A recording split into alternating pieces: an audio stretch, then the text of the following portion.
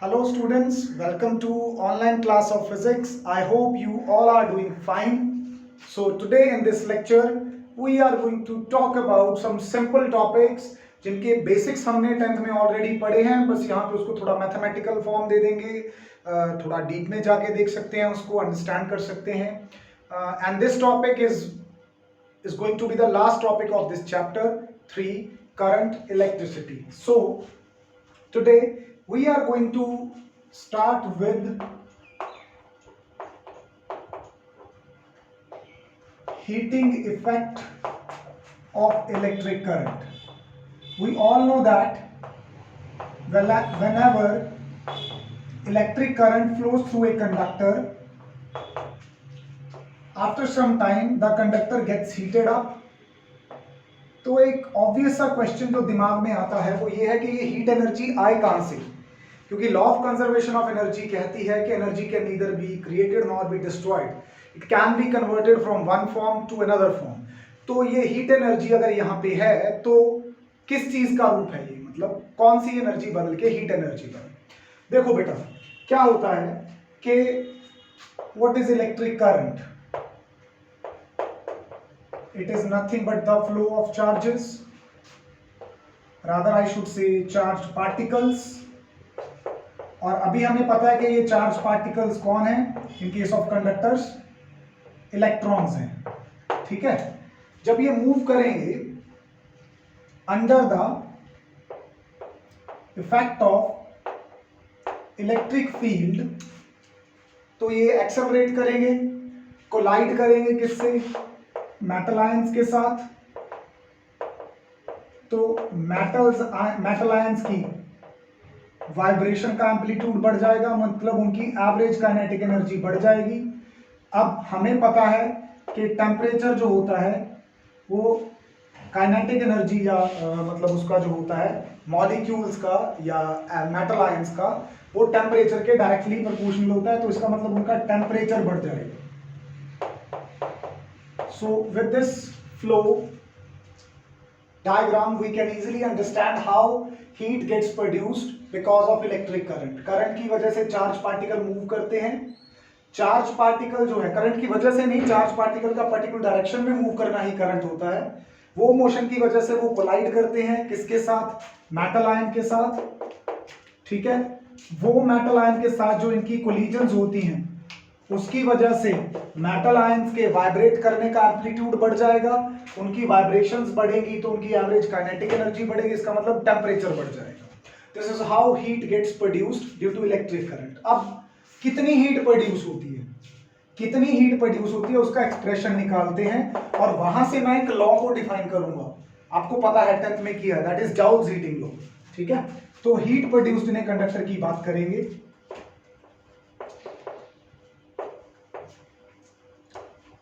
लेकिन इसको इंट्रोड्यूस मैं थोड़े अलग तरीके से करूंगा. ठीक है, इमेजिन कर लो कि हमारे पास एक अप्लायंस है जिसका रेजिस्टेंस R है. इसको हमने कनेक्ट किया है किसी पोटेंशियल सोर्स के साथ, एक की लगी हुई है यहां पे. This is the simple circuit, देख पा रहे हो आप. चलिए अब क्या होगा जब मैं स्विच ऑन कर दूंगा. कन्वेंशनली हमें पता है कि बैटरी के पॉजिटिव टर्मिनल से करंट आई चलेगा और इस रेजिस्टर में से पास होगा और वापस नेगेटिव टर्मिनल में आ जाएगा. करंट पॉजिटिव से नेगेटिव जा रहा है तो मैं यहां पे दो पॉइंट्स ले लेता हूं. Let me take point A here and point B here. अब current through the resistor A से बी की तरफ जा रहा है. अब थ्रू द रेजिस्टर अगर वो ए से बी की तरफ जा रहा है तो रेजिस्टर के अक्रॉस कोई पोटेंशियल ड्रॉप करके जा रहा होगा. Let's say that drop is V, यानी कि V जो A पे जो पोटेंशियल है that is VA और B पे जो पोटेंशियल है that is VB.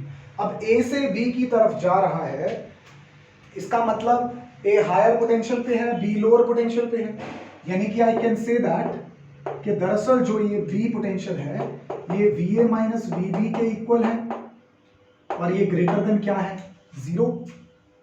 Greater than zero क्यों है, VA ज्यादा है VB कम है, तभी तो करंट उधर को जा रहा है. ठीक है, तो ये चीज है हमारे पास. अच्छा, तो अगर ये इधर से इधर बढ़ेगा, हायर से लोअर, तो पोटेंशियल उधर जाते हुए कम हो रहा है। अगर पोटेंशियल उधर जाते हुए कम हो रहा है तो पोटेंशियल एनर्जी भी उधर जाते हुए कम हो रही होगी। तो वो पोटेंशियल एनर्जी क्या लिखूंगा मैं, if I write it as, अच्छा सबसे पहली बात तो चार्ज कितना फ्लो कर रहा है, I इंटू टू, यानी कि टी टाइम में चार्ज वी ए से वी बी की तरफ फ्लो कर रहा है, क्यू चार्ज, ठीक है। अब पोटेंशियल एनर्जी क्या होती है, पोटेंशियल एनर्जी होती है पोटेंशियल इनटू चार्ज, यही होती है। तो इस फॉर्मूला का इस्तेमाल करते हुए ए से बी की तरफ जाते हुए कितनी पोटेंशियल एनर्जी कम हो रही है, चार्ज है अपना आई इंटू, चलो क्यू लिख लेता हूं एक बार, आपको लगता है क्यू, ठीक है। और किधर से किधर जा रहा है, ए से बी की तरफ जा रहा है, तो final potential energy minus initial potential energy, final potential energy कौन है,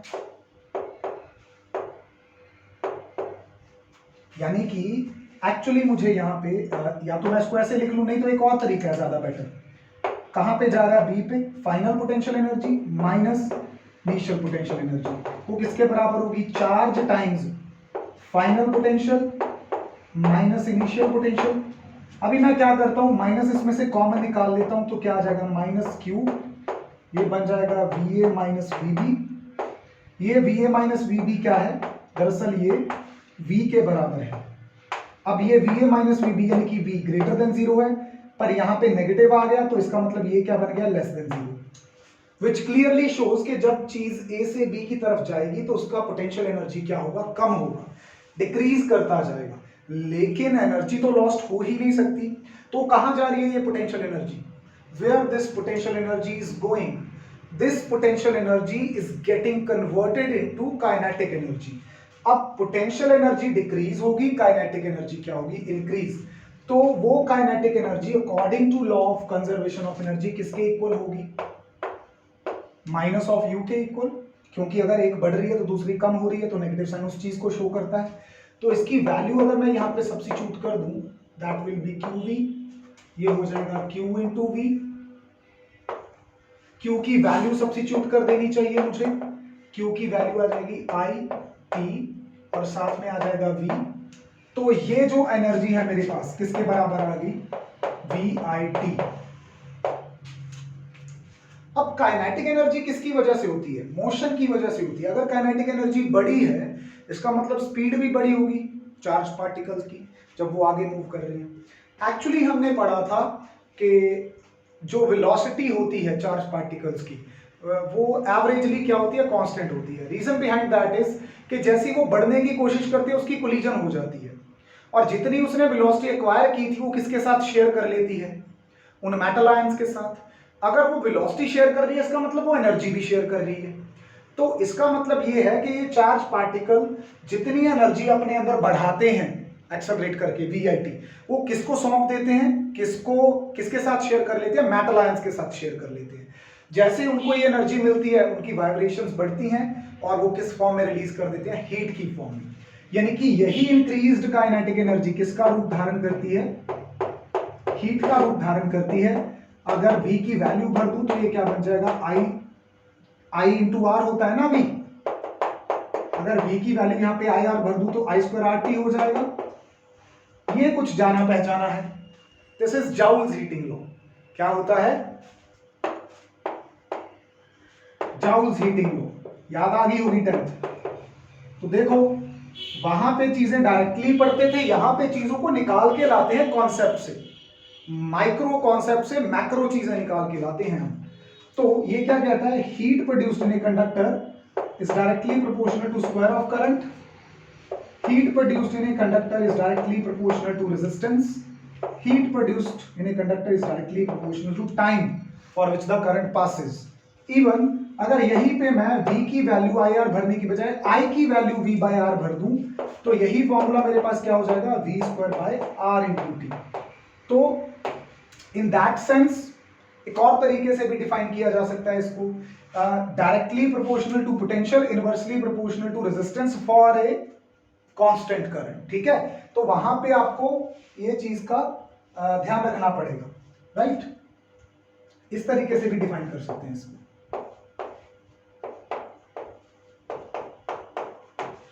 लेकिन ध्यान रखना इन दोनों सिचुएशन में कहीं कहो यहां डायरेक्टली प्रोपोर्शनल है, यहां इनवर्सली प्रोपोर्शनल है। कंडीशंस का फर्क है।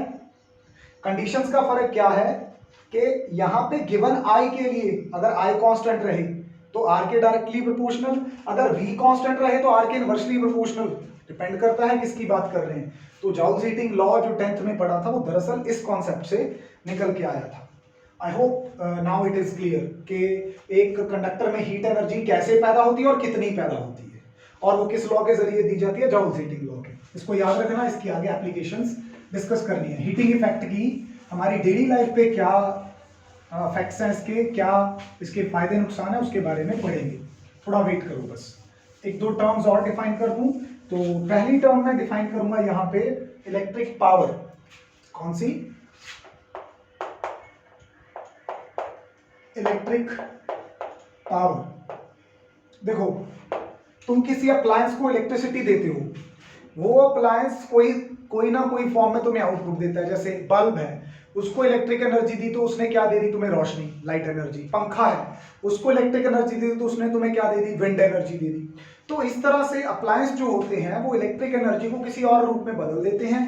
तो वो कितनी एनर्जी ले रहे हैं पर यूनिट टाइम, वो इक्वल होगी कितनी एनर्जी वो दे रहे हैं पर यूनिट टाइम। ठीक है, तो energy consumed per unit time लिख दो, चाहे energy dissipated in another form per unit time लिख दो। ठीक है, तो एनर्जी टेकन और प्रोड्यूस्ड, कोई भी वर्ड लिख दो क्योंकि इक्वल होगा, लॉस तो हो ही नहीं सकता। पर यूनिट टाइम को हम क्या बोलते हैं? यहां पे इलेक्ट्रिक पावर बोलते हैं। तो वो क्या होने वाला है? इलेक्ट्रिक पावर होने वाला है वर्क डन पर यूनिट। यहां पे क्या आएगा? टाइम। ये अपना कितना था? VIT, वही लिखा था अभी यार। हीट एनर्जी मान लो, काइनेटिक एनर्जी मान लो, वर्क मान लो, इक्वल तो होते हैं। डिवाइड बाय क्या आ गया? T। तो ये होगा कैंसल। या तो P आ गया VI की प्रोडक्ट, या फिर अगर मैं इधर V की वैल्यू IR भर दूं तो ये बन जाएगा I²R। यानी कि कांस्टेंट करंट के लिए power directly proportional to resistance होती है। या फिर मैं इधर V की वैल्यू I/R भर दूं, सॉरी I की वैल्यू V/R भर दूं तो ये हो जाएगा V²/R। यानी कि कांस्टेंट V के लिए R के इनवर्सली प्रोपोर्शनल है। तो ये तीनों फॉर्मूलाज अपने काम के हैं, राइट। यहां पे अगर ऐसा यूनिट डिस्कस की जाए पावर की तो वो होती है वाट। क्या होती है? वाट। और कैपिटल W के साथ लिखते हैं। 1 वाट को कैसे डिफाइन करोगे?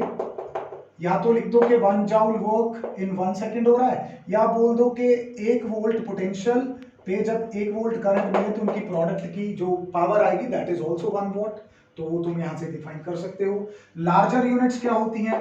किलोवाट हो सकता है जिसमें 1000 वाट होते हैं, मेगावाट हो सकता है जिसमें 10⁶ वाट होते हैं, यानी कि 10 लाख वाट होते हैं। इसके आगे भी बड़ी यूनिट्स हो सकती हैं। So this is how you talk about electric power. ठीक है, इसके बाद अगला कॉन्सेप्ट जो मैं डिस्कस कर सकता हूं तुम लोगों के साथ वो है इलेक्ट्रिक एनर्जी। देखो, एनर्जी किस चीज की आती है काम? एनर्जी का यूज क्या है? एनर्जी का यूज होता है वर्क करने के लिए। तो इलेक्ट्रिक एनर्जी क्या है?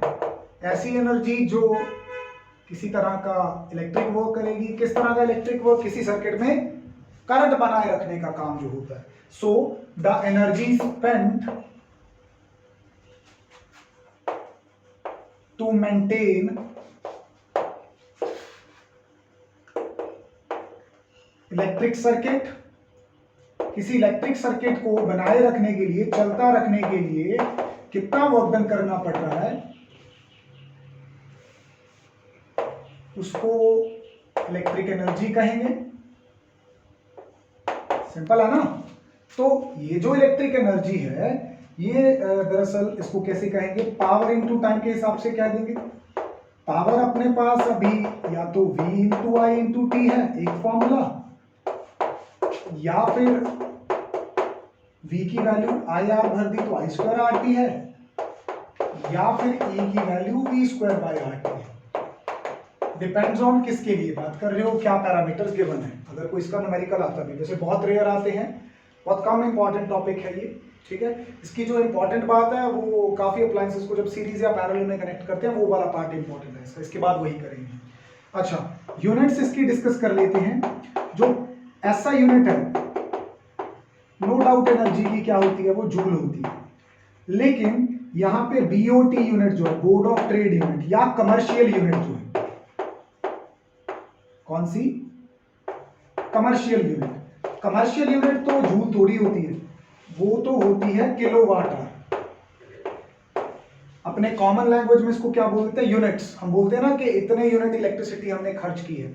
तो 1 किलोवाट आवर का मतलब क्या होता है, जब किसी 1 किलोवाट के अप्लायंस को 1 घंटे के लिए चलाया जाए तो उसमें जितनी एनर्जी लगे उसको 1 किलोवाट आवर बोलते हैं, और इसी को हम लोग क्या बोल देते हैं, 1 यूनिट बोल देते हैं। ठीक है, तो अगर यहाँ पे वैल्यू पुट करो तो 1000 वाट आ जाएगा।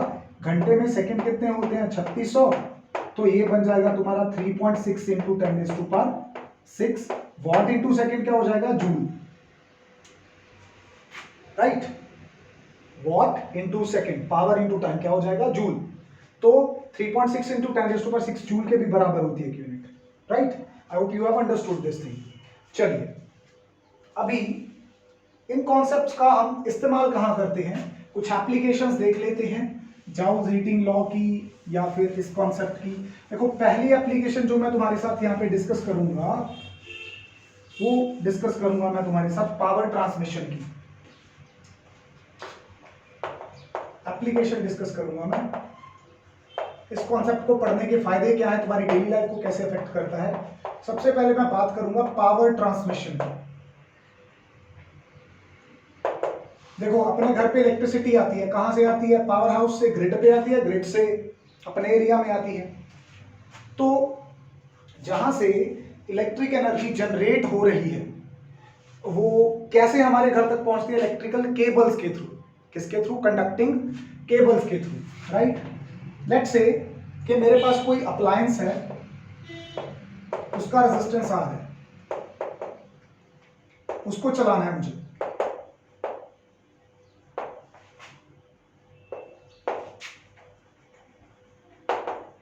अब इसको चलाने के लिए इलेक्ट्रिसिटी कौन लेके आ रही है, वो केबल। अब उस वायर का कोई ना कोई तो रेजिस्टेंस होगा ना अपना, तो उसके अक्रॉस जब करंट पास करेगा तो वहां पे पोटेंशियल ड्रॉप होगा जो कि हीट की फॉर्म में लॉस्ट होता रहेगा। तो अब इमेजिन करो, इतनी दूर दूर तक तार डाली होती है, कितनी हीट एनर्जी लॉस्ट हो जाती होगी वहां पे, कितनी इलेक्ट्रिकल एनर्जी वेस्ट हो जाती होगी हीट की फॉर्म में। इलेक्ट्रिक एनर्जी वेस्ट हो रही है किसकी फॉर्म में, हीट की फॉर्म में। उस वेस्टेज को मिनिमाइज कैसे करना है वो सीखेंगे हम इस कॉन्सेप्ट के जरिए। देखो, उसका कोई ये जो डिवाइस है, इसको V पोटेंशियल पे चलना है और I करंट चाहिए चलने के लिए अप्लायंस को। तो बेसिकली इसको पावर कितनी चाहिए, P इंटू आई। उसका मतलब इस अप्लायंस में करंट कितना है, power divided by it's voltage. तो अभी अगर मैं ट्रांसमिटेड पावर देखूं कि जो केबल लेके आ रही थी, ये ऊपर काम किसके लिए किया था, अप्लायंस के लिए। अब किसके लिए कर रहा हूं, उस केबल के लिए जिसके जरिए हम करंट को ला रहे हैं। तो ये कितना हीट एनर्जी लॉस करेगी ट्रांसमिशन में, that is P I square. ठीक है, इतना पावर लॉस करेगी ना ये। आई की वैल्यू, ये रेजिस्टेंस किसका आ गया, ये रेजिस्टेंस आ गया अपना केबल का। ठीक है, आई की वैल्यू ऊपर से बढ़ दो, क्या हो जाएगी, P square by V square into R of cable. ध्यान से देखो, तुम्हें पावर ट्रांसमिशन लॉस को कम करना है तो तुम्हें वोल्टेज को, वोल्टेज को तुम्हें क्या करना होगा, बढ़ाना होगा। तो पावर ट्रांसमिशन को कम करने के लिए या तो तुम करंट कम करोगे या फिर ये जो वोल्टेज है जो उसको सप्लाई कर रहे हो अप्लायंस को, उसको क्या बढ़ाओगे। तो यहां से क्या पता चलता है, to minimize the power transmission loss,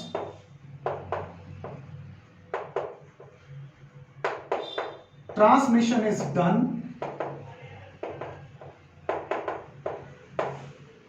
at high voltage and low currents। आपने देखा होगा जो फार्म्स होते हैं, खेत होते हैं, या बाहर बड़ी मेन केबल्स जा रही होती हैं, उनके ऊपर कॉशन का खतरा, हाई वोल्टेज केबल्स लिखा होता है, क्योंकि बहुत ही हाई वोल्टेज पे लेके चलती हैं। तो इसके बाद एक तो आपको ये पता चल गया डायरेक्ट क्वेश्चन कि आपको पावर ट्रांसमिशन लॉस कम कैसे करना है। एक इनडायरेक्ट क्वेश्चन ये पता चल गया, अगर कोई आपसे पूछ ले कि हाई वोल्टेज पे ही ट्रांसमिशन क्यों करते हैं, पावर लॉसेस को क्या करने के लिए, कम करने के लिए, राइट। तो इस कॉन्सेप्ट को हमने किससे समझा, जो हमने ये जो एप्लीकेशन थी ये कहां से आई, प्रीवियस कॉन्सेप्ट से। इसके अलावा अपने घर में कई सारे अप्लायंस होते हैं जहां पे हमें हीट की जरूरत होती है, जैसे कि गीजर, टोस्टर, रूम हीटर। तो इनमें हम जो रेजिस्टर्स यूज करते हैं, रेजिस्टर्स कॉइल्स यूज करते हैं, वो कैसी यूज करते हैं, क्या क्या प्रॉपर्टीज होनी चाहिए। हीट ज्यादा चाहिए ना आपको, तो एक तो उसकी रेजिस्टिविटी ज्यादा हो, दूसरा वो ऑक्सीडाइज ना हो, ठीक है। तो ये सब, उसकी टेंसाइल स्ट्रेंथ अच्छी होनी चाहिए ताकि वो जल्दी उसकी वियर एंड टियर ना हो। तो ये सब प्रॉपर्टीज है। अच्छा, तीसरी एप्लीकेशन है फ्यूज वायर। फ्यूज वायर कैसी होनी चाहिए कि अगर एक लिमिटेड अमाउंट से ज्यादा करंट जाए तो हमारा अप्लायंस खराब ना हो, इसके लिए जरूरी है कि उसमें करंट ही ना जाए अगर वो हाई है। तो बीच में क्या करते हैं, लाइव वायर में एक एक्स्ट्रा सेफ्टी मेजर लगा देते हैं, वी कॉल दैट फ्यूज। उस फ्यूज में एक वायर लगी होती है, उस फ्यूज वायर की कंपोजिशन क्या होती है, उसमें 63% टिन होता है और 37% लेड होता है। किसी डाटा के अकॉर्डिंग ये 75-25 भी हो सकता है, that doesn't matter too much, ठीक है। तो इसमें क्या होता है, जब इसके मिक्सचर से एक वायर बनाते हैं तो उसका रेजिस्टेंस भी ठीक ठाक होता है, लेकिन जब एक लिमिट से ज्यादा करंट जाता है तो हमें पता है कि heat directly proportional to I square है। अगर करंट बढ़ेगा तो हीट बहुत ज्यादा बढ़ जाएगी, अगर करंट दुगना होगा तो हीट 4 गुना, करंट तिगना तो हीट जो है वो 9 गुना बढ़ जाएगी। तो इतनी हीट पे जाके वो फ्यूज वायर मेल्ट कर जाती है और करंट को आगे नहीं जाने देगी। जितनी इलेक्ट्रिसिटी को वो बिना मेल्ट किए अपने में से पास करवा देती है उसको बोल देते हैं रेटिंग ऑफ फ्यूज। तो इसीलिए जब भी आप मार्केट में फ्यूज खरीदने जाओगे, दुकानदार पहले आपसे पूछेगा कितना फ्यूज चाहिए, मतलब कितनी रेटिंग का फ्यूज चाहिए, 10 एम्पियर का, 15 एम्पियर का, 20 एम्पियर का। तो वो उतने ही करंट को अलाउ करेगा, उससे कम करंट को अलाउ करेगा, उससे ज्यादा करंट को अलाउ नहीं करेगा। तो ये 3-4 एप्लीकेशन हमारी डेली लाइफ में काफी मायने रखती हैं। At last I want to discuss कि मेरे पास कुछ अप्लायंसेज हैं, उनको सीरीज में कनेक्ट करने से टोटल पावर के ऊपर क्या इफेक्ट पड़ेगा, पैरेलल में कनेक्ट करने से टोटल पावर के ऊपर क्या इफेक्ट पड़ेगा, वो देखना चाहता हूं। This is going to be the last part. So यहां पे मैं क्या पढ़ रहा हूं, कॉम्बिनेशन ऑफ अप्लायंसेस। इसमें क्या ढूंढूंगा मैं, इक्विवेलेंट पावर। तो सबसे पहले मैं कौन सा कॉम्बिनेशन करता हूं, सीरीज कॉम्बिनेशन करता हूं। मैं यहां पे इमेजिन कर लेता हूं कि मेरे पास 3 डिवाइस हैं। पहला डिवाइस, इस डिवाइस की पावर जो है वो P1 है और इसको किस वोल्टेज पे चलने के लिए बनाया गया है, V वोल्टेज पे चलने के लिए बनाया गया है। दूसरा अप्लायंस है मेरे पास, इसकी पावर कितनी है P2, इसको भी किस वोल्टेज पे चलने के लिए बनाया गया है, V वोल्टेज पे चलने के लिए बनाया गया है। क्योंकि देखो वोल्टेज तो सबके घर पे सेम आती है और हर एक प्लग में सेम होती है, 220 वोल्ट इंडिया की बात करूं तो, ठीक है। एक तीसरा अप्लायंस है जिसकी पावर P3 है और वोल्टेज V है, राइट। इसको किसी पोटेंशियल सोर्स से मैं यहां पे कनेक्ट कर दूंगा। तो क्या होने वाला है, पहले अप्लायंस का रेजिस्टेंस लेट से R1 है, दूसरे का R2 है और तीसरे का R3 है। तो अपने को पता है कि अभी जो पावर होती है वो V²/R होती है कि नहीं, अभी डिराइव किया था। तो फर्स्ट अप्लायंस के लिए ये फॉर्मूला क्या बनेगा, P1 = V²/R1। तो यहां से R1 कितना आ जाएगा, V²/P1। सिमिलरली R2 कितना आ जाएगा सेकेंड अप्लायंस के लिए, पहले पावर निकाल लो V²/R2, तो R2 हो जाएगा V²/P1। इसी तरह से थर्ड अप्लायंस का resistance in terms of voltage and power कितना होगा, ये अभी अपने को पता है सीरीज में है। तो अगर ये सीरीज में है तो इक्विवेलेंट रेजिस्टेंस किसके बराबर होगा, वो होगा R1 + R2 + R3। अपने को यहां पे वैल्यूज भर देनी है। यहां से R कितना आना था equivalent, that is v square bye p equivalent. तो इधर आ जाएगा v square bye p, R की वैल्यू, R1 की value v square bye p1, R2 की value v square bye p2, R3 की value v square bye p3। दोनों तरफ से p कॉमन निकल के कट जाएगा, तो सीरीज के केस में जो टोटल पावर है वो रेसिप्रोकल का सम आएगी। इस तरह से आप किसी सीरीज कॉम्बिनेशन में अगर अप्लायंसेस हैं तो वहां पे इक्विवेलेंट पावर उसकी कैलकुलेट कर सकते हो। ठीक है, इसका मतलब जब उनको सीरीज में कनेक्ट करते हैं तो इक्विवेलेंट पावर इंडिविजुअल पावर से कम हो जाती है, क्योंकि इस केस में हमेशा कम रिजल्ट आएगा आपके पास। ये तो पुरानी बातें सारी हमें पता है। अच्छा, अगर अभी मेरे पास पैरेलल कॉम्बिनेशन है, वही 3 अप्लायंस हैं, ये रहा अपना पहला अप्लायंस जिसकी पावर P1 थी, इसको वोल्टेज V पे चलने के लिए बनाया गया था, R1 इसका रेजिस्टेंस था। ये रहा अपना दूसरा अप्लायंस, ठीक है, इसकी जो, ये थोड़ा छोटा करके लिख दूं मैं, पावर थी वो P2 थी, V वोल्टेज पे चलने के लिए बनाया गया था। रेजिस्टेंस कितना है इसका, R2। इसी तरह अपने पास एक थर्ड अप्लायंस है जिसकी पावर कितनी है P3, V वोल्टेज पे चलने के लिए बनाया गया है, रेजिस्टेंस कितना है R3। तो इन सब का कौन सा कॉम्बिनेशन लूंगा मैं, इन सब का पैरेलल कॉम्बिनेशन लूंगा। ठीक है, तो इसको अटैच कर दूंगा किसी बड़े पोटेंशियल सोर्स पे। क्या होने वाला है, अगेन मेरे पास वही R1 की वैल्यू तो है v square bye p1, R2 की वैल्यू है वही सेम स्टेप फॉलो करके v square bye p2, R3 की वैल्यू है v स्क्वायर बाय p3, और जो इनकी इक्विवेलेंट पावर आएगी या इक्विवेलेंट रेजिस्टेंस आएगा वो किसके बराबर होगा, voltage square by equivalent power. तो पैरेलल के केस में अपने पास इक्विवेलेंट रेजिस्टेंस किसके बराबर होता है, हम ऑलरेडी जानते हैं, इस चीज के बराबर होता है। तो इसमें अपने को वैल्यूज पुट कर देनी है, तो इसकी वैल्यू जब पुट करेंगे, R की वैल्यू वो होगी v स्क्वायर बाय p, इसकी वैल्यू होगी v स्क्वायर बाय p1, इसकी वैल्यू होगी v स्क्वायर बाय p2, इसकी वैल्यू होगी v स्क्वायर बाय p3। अब p, p1, p2, p3 ऊपर जाएंगे, नीचे से v स्क्वायर इधर से कॉमन और इधर से कॉमन निकल के कट जाएगा, तो p अपने पास आ जाएगा p1 plus p2 plus p3। इसका मतलब जब अप्लायंसेस को पैरेलल में कनेक्ट करते हैं तो टोटल पावर बढ़ जाती है, is the sum of individual powers. This is how we talk about such things. अभी इनके बेसिस पे न्यूमेरिकल एज सच बोर्ड में कोई नहीं आएगा अभी, तो you are capable to do that. ठीक है, I will see if I can devote some lecture to it, और कोई थोड़ा सा टाइम निकाल के इसकी कोई 1-2 प्रॉब्लम डिस्कस कर लें। Till then take care of yourself, good bye.